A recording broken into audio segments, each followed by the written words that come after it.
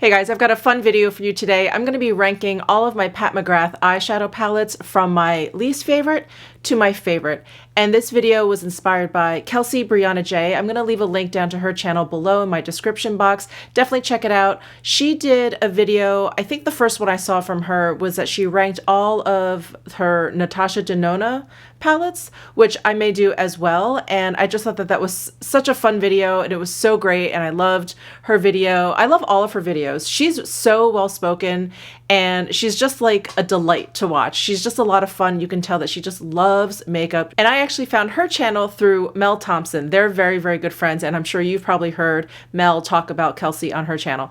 Anyway, definitely check it out. I don't know, now don't come after me if Kelsey is not the first one who did this video.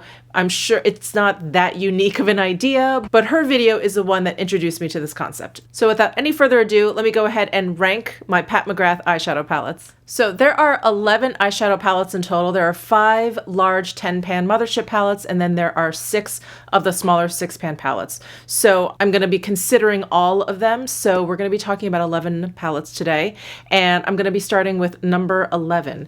So the La Vie en Rose, this is the first subversive 6-pan palette that Pat McGrath came out with. So here is La Vie en Rose.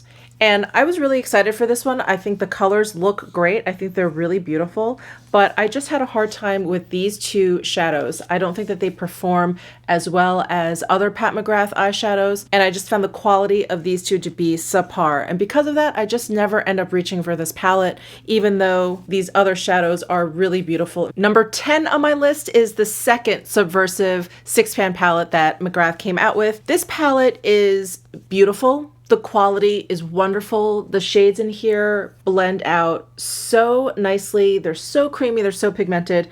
But because they're all such a high metallic shine, I just never ever find myself reaching for this. And because I have a larger mothership palette with all shimmers in there that I really enjoy, and I tend to kind of just think of that when I want metallic shimmers, I just never reach for this one. It's really actually such a shame, but because of that, this has landed as number 10 on my list. All right, I'm sensing a theme here because now I have the Mothership Subversive palette. This palette was the one that I was actually most excited for when she launched her first 3 Mothership palettes. This was the third in the line. I love this shade in here, but because this palette is so sparkly, it's very difficult for me to get a complete look from this palette unless I'm just doing kind of like an all over lid shade with just that and then going in with eyeliner or something. Other than that, I can't really get a complete look out of here. The 2 matte shades in here are very, very dark. We have this dark brown and this black, so there isn't a lot that I can do with this palette other than a really like fun sparkly look. So unfortunately, I just don't reach for this palette that often. So now we've reached number 8 on my list, and we're basically getting into all of the palettes that I really, really love. So it was very, very difficult ranking these, and I've had some palettes obviously longer than others, but I really was kind of focusing on like how often I grab for palettes, how often I think of them, or how often they kind of come to mind if I think about doing, if I think about using Pat McGrath eyeshadows. So this one I thought was going to be my favorite out of her last 6-pan palette holiday collection releases. And this is the Bronze Temptation 6-pan palette. I love this color. I love the green color. All of these shades work out really well. This one took a little bit of blending for me. It was a little bit dry. It's very highly pigmented, which I think is why I had, a little bit of a harder time kind of blending it out. But the shades in here are really beautiful. I just don't reach for this one nearly as much as the others that I will mention. But again, that's not to say that I don't like this palette, and that's not to say that the quality isn't there.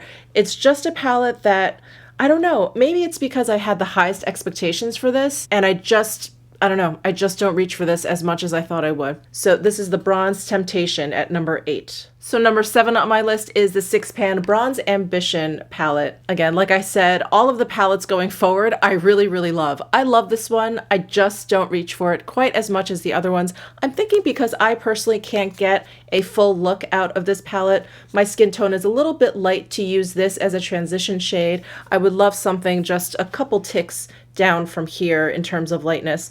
But other than that, these shadows are actually really, really beautiful. If you're really into like neutrally warm colors, colors. This is gorgeous. All of the satin shades are so pigmented. They're so like buttery, soft, and smooth. They blend beautifully. And this is a great, great palette. And number 6 on my list is the Sublime Mothership palette. This is the original Sublime Mothership palette, the one with the green shade in here. This palette is gorgeous. I love this green shade. I love this shade in here, which looks pink on camera. In real life, it looks gold. It has the most amazing duochrome. Just gorgeous. And I love this color story here. I love how this is a little bit more red toned. This one is a little bit more orangey copper toned. It's just gorgeous. I really love this palette. But much like this one, I can't get a full look out of here. This is the lightest matte shade in the palette, and so I would love to have something just a little bit lighter so that I can use it as a transition shade, or just give myself a little bit of tone variety over here. But it's gorgeous, and I do love this palette. I don't know if I've been numbering these correctly, but this is number 5. We are on number 5, and this is one of the newer 6-pan palettes. And this, obviously, because I've mentioned the other 2 already, but this one ended up being my favorite out of the 6-pan holiday releases that she came out with this year.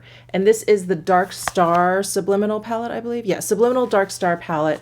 And I thought that this was just going to be too dark and too dramatic, and that I would reach for it only occasionally, and I wouldn't be able to, use it that often.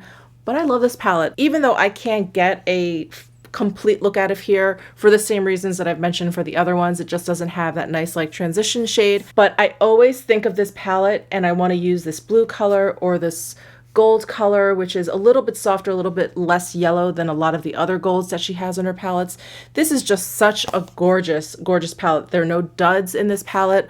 All of the formulas are great. This gray matte is like such an awesome gray matte. Usually the gray mattes that I've come across are a little bit lighter in pigment, but this one has really nice pigmentation. And I find this to be a little bit, different. This is not a color story that you see often. And I don't know, I just find it very, very intriguing. So this is number 5 on my list. And here is number 4 on my list. This is the 6-pan Platinum Bronze Subliminal palette. This is my favorite out of the 6-pan palettes. I just love this color story. We only have one matte shade in here, this dark brown, but I still feel like I can get a complete look because we've got some lighter tones in there, which obviously work on my skin tone a little bit better than those darker shades. But this is gorgeous. And this shade, while it's a little bit darker than it appears in the pan, it's still a beautiful shade nonetheless. Like when I look at this color story, it's just, I don't know, it's just so beautiful to me. It's actually very like calming to me and soothing, and there's a certain like elegance to this color story that I really love. So this is number 4 on my list. So the top 3 Pat McGrath eyeshadow palettes that I have left, they're all Mothership 10-pan palettes, and I think these could all tie for first. For number 3, and this broke my heart because I love this palette, but I decided to put this in the number 3 spot, and this is the Decadence palette. This is the one that's limited edition that I think is coming back permanently. I'm totally not sure, but that's what I heard, and I can't remember where, but I heard that this was coming back permanently, or at least coming back. But this palette is the most stunning, like all shimmer shade palette I have ever seen. It's got every single shimmery color that you could want. Well, maybe it's missing a green. That would probably be my only criticism of this palette, but it is so gorgeous, absolutely gorgeous. This shade is so stunning. And this has like a total dip in it because I always think about this shade and pull out this palette when I want to do something a little bit more smoky and dramatic. This shade is wonderful. This one is beautiful too for just like a really kind of sexy taupe color. It's just beautiful. I love this palette. It is gorgeous. And I really do hope that she brings this back permanently. There's absolutely no reason why this one should be limited edition. No reason. All right. The last 2. I wonder if you guys can guess which one is number 2 and which one is number 1. So I decided to make Bronze Seduction number 2. I love this palette. I do. This palette, I thought when I purchased it and I started playing around with it, I was like, oh my gosh, this is now my number 1 Pat McGrath palette. This red is so stunning. It's so gorgeous. All of the shades over here are wearable. They're much more on the neutral side. I love all the different textures in this palette. This one is kind of like a chunky glitter. These four are more of those like baked shades. They have duochromes. This red is just really smooth. So the variety of tones, of textures, of formulas in this palette, it's so enticing. You know, you open up this palette and you immediately see all these different kinds of looks that you could do, from something fairly natural to something really funky and fun. And I love this palette. I love it, love it, love it. But I decided to make the Subliminal, original, OG Subliminal palette #1 because I just reach for this so much for these 6 colors. I do, and I love this blue. But this one, I just love. For like an everyday look, you just can't go wrong. Again, with my skin tone, you just can't go wrong with these shades. The perfect transition shade, and then you can just deepen it up with those. You can keep amping it up with any of these colors. This palette for me is just, you know, maybe not quite as special as the Bronze Seduction or the Decadence palette with all those shimmers in there. It may not be, you know, quite as eye-catching when you open it up as like the Sublime or the Subversive palettes, but I think that's why I just love it so much. And I guess you could say this is like probably the safest Pat McGrath palette. And I asked myself, like, if I had to run in here and grab just a few things to go if I was on a rush, this would be one of them, because I know I could get a really, really nice everyday look. I could get a really funky look. I could get a really nice evening smoky look. I could pretty much do anything with this palette. So the Mothership Subliminal palette is my #1 Holy Grail Pat McGrath eyeshadow palette. So I hope you guys enjoyed this video. Let me know what your Holy Grail #1 Pat McGrath eyeshadow palette is. I would love to hear, and give this video a thumbs up if you liked it. Subscribe down below if you haven't already, and I'll see you in my next video.